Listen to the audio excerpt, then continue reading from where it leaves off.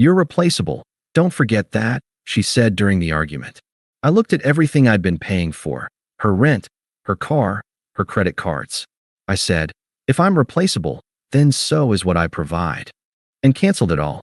She called 3 days later when her card declined at dinner with friends. Hey viewers, before we move on to the video, please make sure to subscribe to the channel and hit the like button if you want to see more stories like this. Thanks. I treat my life like I treat my work. I assess risk, I manage assets, and I look for a return on investment. That might sound cold to some people, but it's how I build a net worth that puts me in the top 1% for my age bracket. I don't flash it. I drive a 4-year-old sedan, I wear unbranded clothes, and I max out my retirement accounts. Sarah hated that about me. We had been together for 3 years. In the beginning, she was grounded. She worked as a marketing coordinator, made decent money, and we split things 60-40 based on income. But about a year ago, she decided she wanted to pivot. She wanted to be a lifestyle creator. She quit her job to focus on her brand. I supported it. I loved her, and I could afford to carry us. I took over the rent for our downtown apartment, which she insisted we needed for the aesthetic. I took over the lease on her luxury SUV because she couldn't make the payments. I paid for the dinners, the trips, the clothes she needed for content. For the last 12 months, I was the sole provider. Her contribution to the household income was zero. Actually, it was negative if you count the credit card debt she racked up on the supplementary card I gave her for emergencies. Then came Jared. Jared was a consultant she met at a networking event. He was everything I wasn't.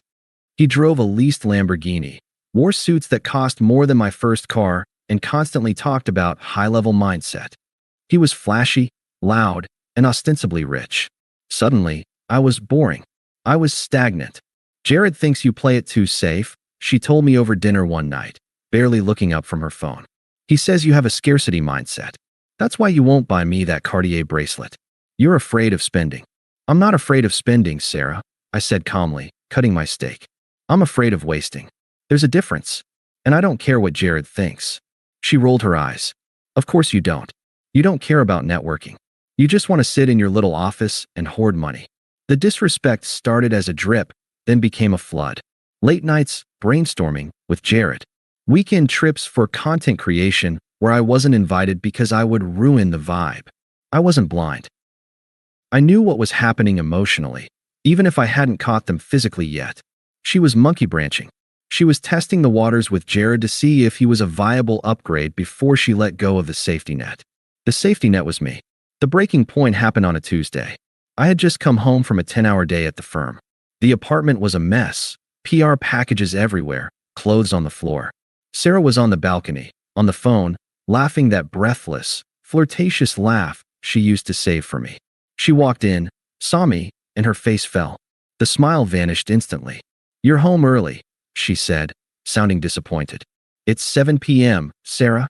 I'm actually late. Well, we need to talk, she said, crossing her arms. Jared invited us to a gala this weekend in Miami. VIP tables. It's huge for my brand. I need you to book the flights and the hotel. The Mandarin Oriental. I put my keys on the counter. I'm not flying to Miami to watch you flirt with a guy who disrespects me, Sarah. And I'm certainly not paying $5,000 for the privilege. The air in the room changed. It went from tense to hostile. You are so controlling, she spat. It's always about money with you. You use it to control me because you know you have nothing else to offer. I looked at her. Really looked at her. I saw the designer dress I paid for. The hair extensions I paid for. The phone in her hand that was on my family plan. I offer stability, Sarah. I offer a home. I offer a life where you don't have to work. She laughed. It was a cruel, ugly sound. Stability? That's code for boring. You think because you pay the bills, you own me? Let me tell you something, Mark. She stepped closer, invading my space, her finger pointing in my face. You are nothing special. There are a million guys with jobs. Jared has vision. Jared has passion. You're just a checkbook. And you're replaceable. Don't forget that. I could have 10 guys in this apartment by tonight who would treat me like a queen just to be seen with me. There it was. The truth. She didn't see a partner. She saw a utility. I was a toaster. I was a Wi-Fi router. And apparently, I was malfunctioning. In the past, I would have argued. I would have tried to reason with her, asked her why she was being so hurtful. But something inside me snapped. It wasn't a loud snap. It was quiet. It was the sound of a contract being terminated. The emotional part of my brain shut down, and the professional part took over. I looked at the woman I had planned to propose to, and all I saw was a liability. "Okay," I said. My voice was even. No shouting. No tears. She blinked, confused by my lack of reaction. "Okay, what?" "Okay," I repeated. "If I'm replaceable, then so is what I provide. That's how the market works, right? Supply and demand." "What is that supposed to mean?" she scoffed, turning back to the balcony. "God, you're so dramatic. I'm going to Jared's to prep for the trip. Don't wait up." She grabbed her purse, the Louis Vuitton I bought her for Christmas, and stormed out. She slammed the door so hard the pictures on the wall rattled. She expected me to text her. She expected me to beg, to apologize, to book the tickets to Miami to prove I wasn't cheap. She thought she had all the leverage because she thought I was afraid of losing her. She was wrong. I wasn't afraid of losing her. I was done paying for her. I didn't sleep that night. I worked. I opened my laptop and pulled up our financials. I created a checklist. It was time to divest. 8 a.m. Wednesday. I called my boss and took 2 personal days.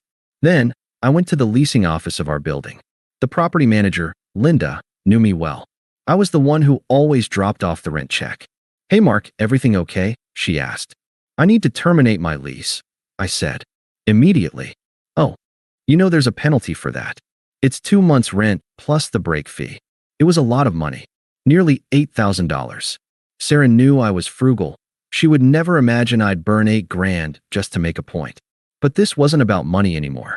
It was about eviction. "I'll write the check right now," I said.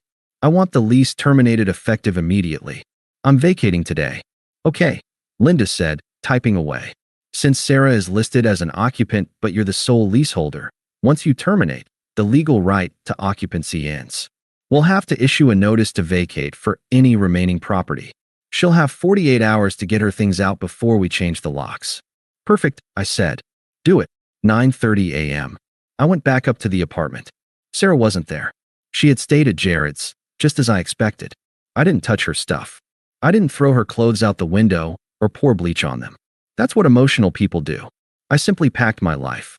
My clothes, my electronics, my documents, my personal items.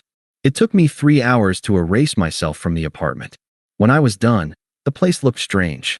It was full of her clutter, but completely devoid of my essence. 12:45 p.m. I walked down to the parking garage. Her white Range Rover was parked in spot 4B.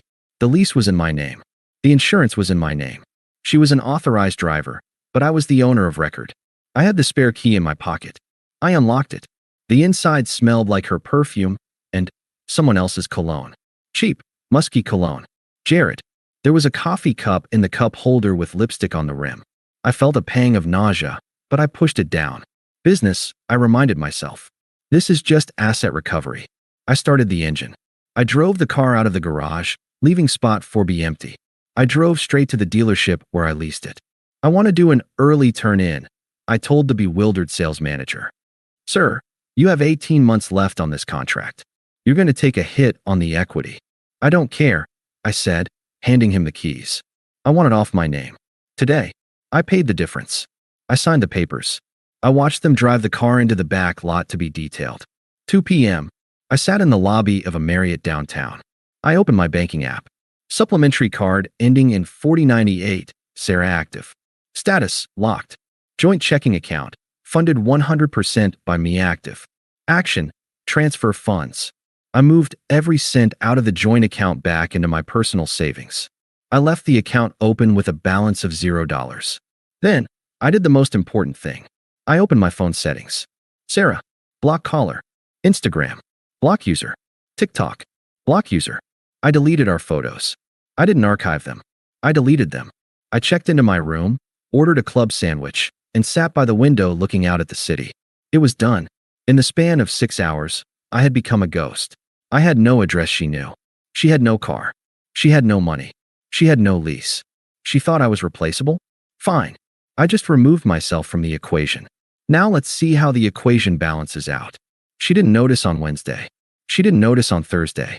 I assumed she was living it up with Jared, enjoying her freedom from my boring stability, probably telling him how she finally stood up to me. She probably thought I was sitting at home, stewing, waiting for her to come back so I could apologize. Friday night came. I was at the hotel bar, having a drink with an old friend from college, finally relaxing. My phone didn't ring because I had her blocked, but a notification popped up from my bank app. Chase fraud alert. Transaction declined. $485 at SDK Steakhouse. Reason: card locked by user. 2 minutes later. Transaction declined. $485 at SDK Steakhouse. 5 minutes later. Transaction declined. $12 at Uber. I took a sip of my whiskey. It was smooth. Then, my friend's phone rang. He looked at the screen, frowned, and looked at me. "Dude," he said. "It's Sarah. Why is she calling me?" I smiled. "Put it on speaker." My friend, Dave, looked at me with hesitation. He knew Sarah, but he never really liked her. He always thought she was trying too hard. He hovered his thumb over the answer button.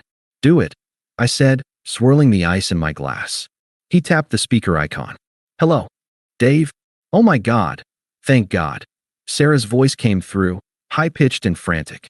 The background noise was loud, clinking silverware, chatter, the hum of a busy restaurant. "Is Mark with you? I can't get a hold of him. His phone goes straight to voicemail." Dave looked at me. I stayed silent, just staring at the phone. "I haven't seen him," Dave lied smoothly. "What's wrong?" "There's something wrong with the bank," she practically screamed. "I'm at SDK with the girls, and my card is declining. Both of them. The gold and the platinum. It's embarrassing, Dave. The waiter is standing right here looking at me like I'm broke. Tell Mark to call the bank immediately. He probably forgot to pay the bill or something stupid." "Sarah," Dave said, his voice calm. "Mark is pretty good with money.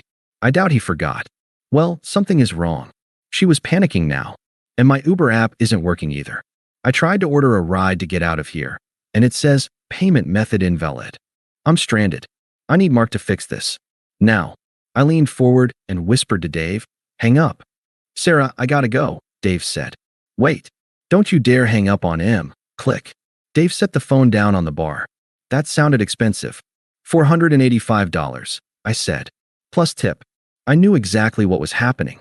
She was sitting at a table with her influencer friends, the same ones who called me the ATM behind my back. She had probably offered to treat them to celebrate her upcoming Miami trip with Jared. Now, she was the one who couldn't pay. She would have to ask one of them to cover her. The humiliation would be absolute.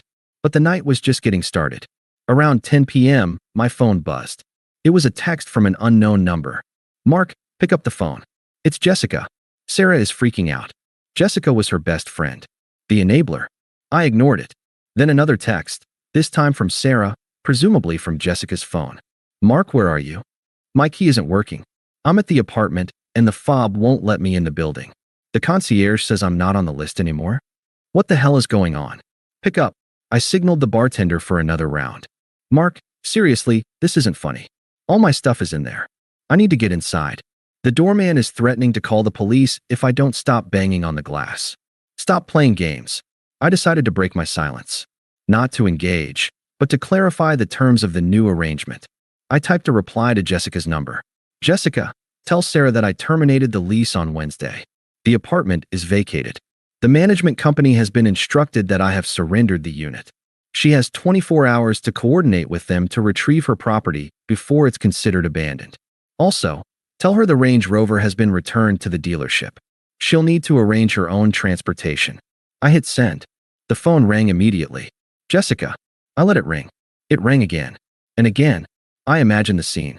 Sarah, standing on the sidewalk in her heels, locked out of the building she mocked me for controlling, realizing she had no home, no car, and no money. Saturday morning, I woke up to 47 missed calls and a string of voicemails from random numbers. I deleted them all without listening. I had a coffee and went to the gym. For the first time in a year, I didn't feel the weight of her expectations pressing down on me. I didn't have to worry if I was being exciting enough. I was just free. Around noon, my mother called. I had to answer. "Mark?" She sounded worried. Sarah just called the house phone. She was crying hysterically. She said you threw her out on the street and stole her car. She said you're having a mental breakdown. Is everything okay? "I'm fine, Mom," I said, stepping off the treadmill. I didn't steal her car. It was my car. I returned the lease. And I didn't throw her out. I moved out. She told me I was replaceable, so I let her replace me. Oh, my mom said. There was a pause. Well, she asked if she could stay with us for a few days. I laughed. Mom, if you let her in the house, check your jewelry box before she leaves. I told her no, my mom said firmly. I never liked how she talked to you at Thanksgiving. I just wanted to make sure you were safe. I've never been better. Sunday was the day of the Miami trip. The trip she was supposed to take with Jared. I was curious, I admit it. So, I did something I shouldn't have. I unblocked her Instagram for 5 minutes, just to see. Her story was active, but it wasn't a video of the Mandarin Oriental or a view from a private jet. It was a text post, black background, white text, realizing who your real friends are. Some people are just toxic energy vampires who want to see you fail. Taking a break from socials for a bit. Hashtag healing, hashtag betrayal, no Miami. I found out later through mutual acquaintances what happened. When Sarah realized she was homeless and carless, she went to the only place she thought she had left, Jared's. She took an Uber, paid for by Jessica, to Jared's place, suitcases in hand, expecting to be welcomed by her soulmate. She probably thought this was the start of their great romance, the moment she finally left her boring ex for the man who understood her passion. But Jared didn't live in a penthouse. Jared lived in a 2-bedroom apartment he shared with 3 other guys. He didn't own the Lamborghini. He rented it on Turo for weekends to impress girls.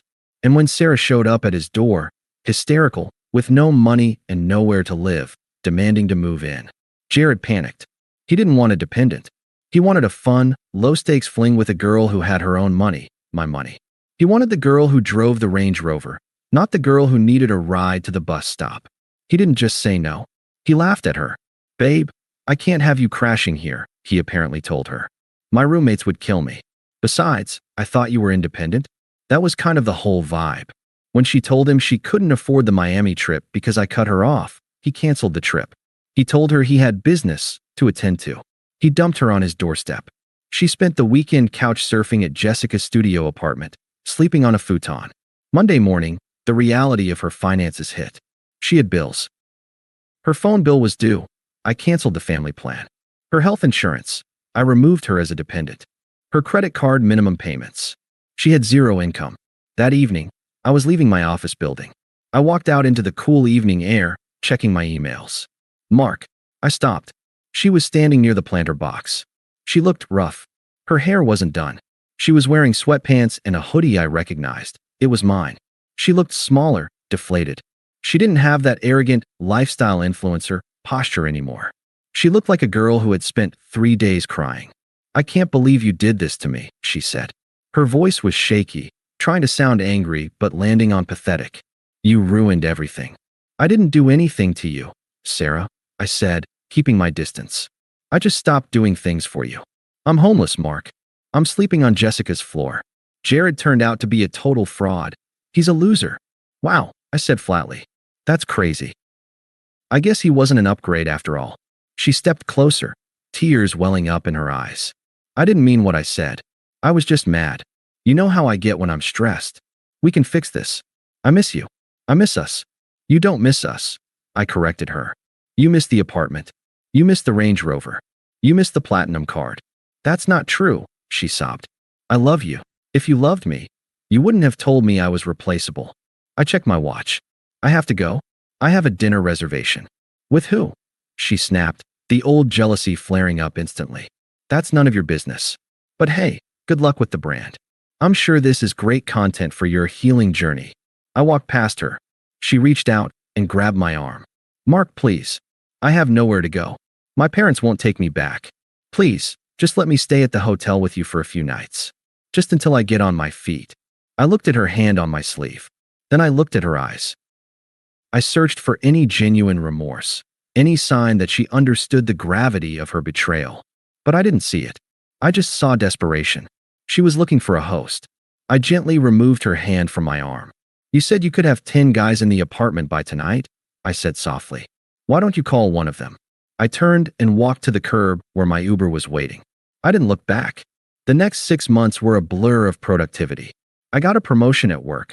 Turns out, when you aren't stressing about a partner spending your money faster than you can make it, you perform better. I bought a small condo just for me. Minimalist, clean, quiet. I met someone new too. Elena. She's a pediatric nurse. On our first date, she insisted on splitting the bill. I almost proposed right there. One evening, Elena and I were at a charity event downtown. It was a black tie affair, catered by the best restaurants in the city. I was grabbing a drink at the bar when I saw a server moving through the crowd with a tray of champagne flutes. She was keeping her head down, trying to be invisible. It was Sarah. She looked tired. She had aged 5 years and 6 months. Her influencer dreams had clearly evaporated when the funding dried up. Now, she was working catering to pay rent on whatever room she was renting. She looked up and saw me. She froze. She saw the tuxedo. She saw the peace in my face. Then she saw Elena walk up to me, slip her arm through mine, and laugh at something I said. Sarah's eyes went to Elena's wrist. There was a simple, elegant bracelet there. Not Cartier, just something thoughtful I'd picked out. Sarah looked down at her tray, her face burning red. She turned and hurried away into the kitchen. I watched her go. I didn't feel angry. I didn't feel triumphant. I just felt nothing. Who was that? Elena asked, noticing my gaze. Nobody, I said, taking a sip of my drink. Just someone I used to invest in. Bad return. I turned my back to the kitchen and focused on the woman who actually valued me. Sarah was right about one thing. I was replaceable. But so was she. And I had definitely upgraded. Thanks for watching. Make sure to subscribe to the channel and hit the like button. What do you think about this story? Share it in the comments.